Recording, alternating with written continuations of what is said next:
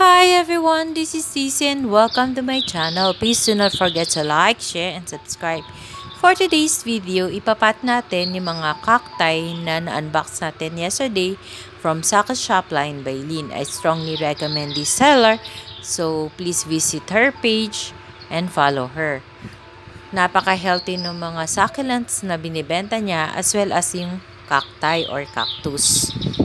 Let's have an overview of the cacti that we are going to pot today.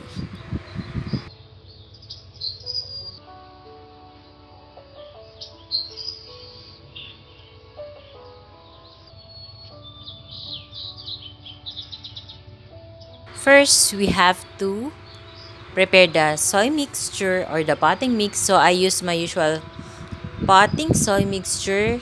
Then I add also 1 bowl of cultured soil for plant cultured pH and 1/2 bowl of the Akadama soil. So yung Akadama is originated from Japan. Yung soy mixture ko naman is 50% loam soil and 50% pumice stone. The loam soil that is available in our area is composed of garden soil, carbonized rice hull, and vermicast. So all we have to do is mix it well. So this is my first time to use this kind of potting mix. I want it to be special kasi masyadong pricey yung mga cacti na ipapat natin. So I don't want to have any casualty or ma-overwater sila.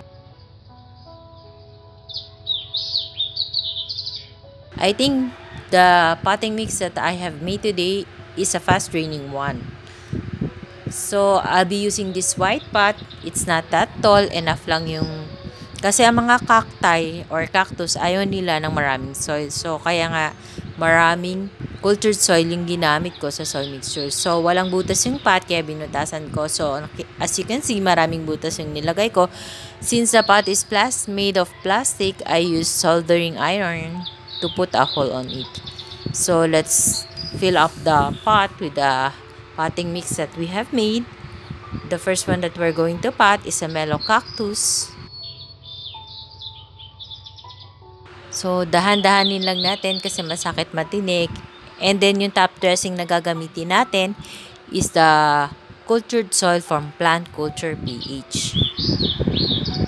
So, medyo mahirap siyang lagyan ng top dressing kasi matinik nga siya. Hindi ko siya masyadong mahawakan. Pero, try pa rin natin. So, perfect lang pala yung pot na nabili ko para dito sa mga cacti na to. Kasi hindi masyadong mataas, hindi masyadong malaki. So, maybe next year, kung lumaki siya agad, irerepat ko ulit siya sa mas wider pot. Pero, as far as I know, cactus are slow growers.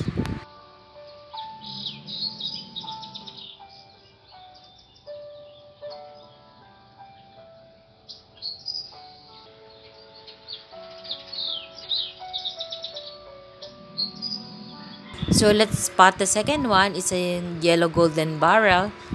Ang sakit makatinik nung spike nito. So, pero pinipilit kong dahan-dahan kasi ayokong masira o masugatan yung golden barrel. Kasi napakaganda nung skin niya. Walang scar and wala rin siyang corky sa bottom part. So, ang ganda niya. Tsaka yung spike niya, perfect. Walang bale, ganon. So, ang galing din nung nabilhan ko. Tapos, may kasama pa siyang certificate na pest-free and healthy yung plant na dineliver sa akin. So, if you are interested to buy this kind of cactus or cacti, you can visit Saka Shopline by Lynn. Ayun yung name ng FB page niya. Please follow her and try nyo din. Hindi naman ako mapapahiyang i-recommend yung seller kasi mabait naman si Ma'am Lynn.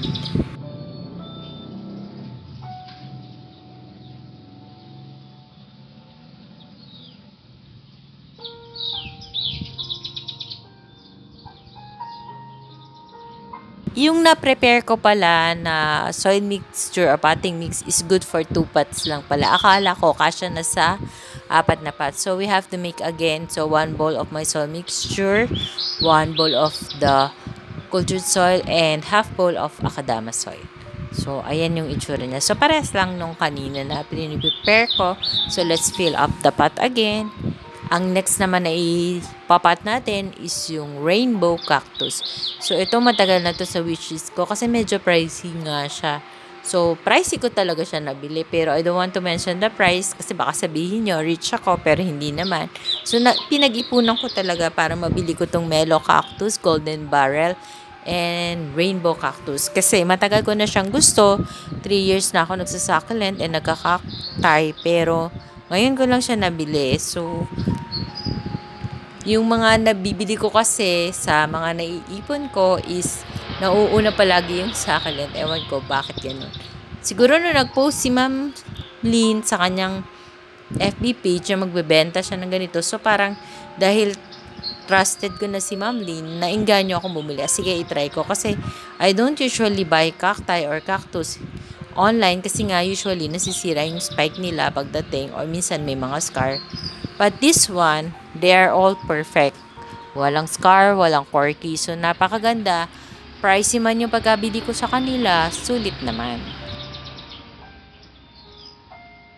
Pero meron pa ang mga babies na kasamang ibinigay si Miss Lynn. Kaya lang hindi ko na siya maipapat kasi wala na akong small pot. So I think I have to buy online or on a physical store kung makalabas ako. So for the meantime, ito munang 4 big cacti or cactus ang ipinat ko. So we're almost done. Let's have a final look and closer look at each one of them. Enjoy watching!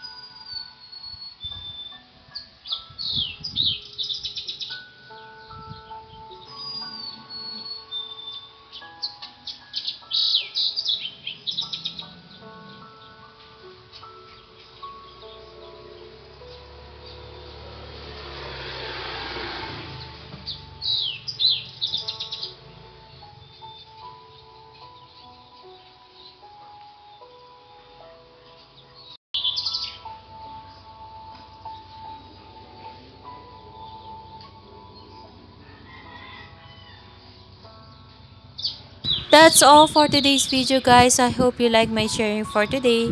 Thank you for watching. Please do not forget to subscribe and share my video to your family, friends, and relatives. Bye for now. See you on my next video. Bye. God bless us all. Bye.